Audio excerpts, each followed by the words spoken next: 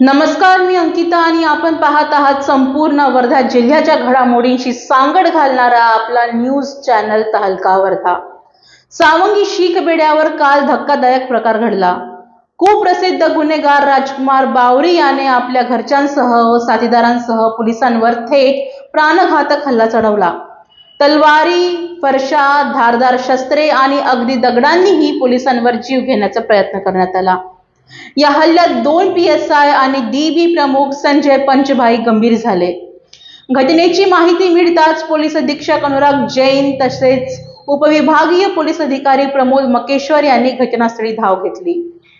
दरम्यान सावंगीचे ठाणेदार पंकज वाघोडे यांनी इतर पोलीस कर्मचाऱ्यांसह धाडस दाखवत तब्बल 18 आरोपींना ताब्यात घेतलं। मात्र यामध्ये मुख्य आरोपी राजकुमार बावरी फरार होण्यात यशस्वी झाला आहे। पोलिसांनी घटनास्थळावरून तलवारी, फरशा आणि लोखंडी शस्त्रे जप्त केली आहेत।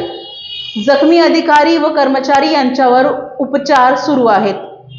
या घटनेनंतर पोलिसांवर हल्ला करण्याची हिम्मत दाखवणारे आरोपी आता भीतीपोटी पळ काढताना दिसत आहेत। परिसरातील परिस्थिती मात्र सध्या नियंत्रणात असून राजकुमार बावरीच्या शोधासाठी मोठी मोहीम राबवली जात आहे। तर हा होता सावंगी शीख बेड्यावरील थरारक प्रकार। अधिक अपडेटसाठी पाहत रहा तहलका वर्धा। धन्यवाद।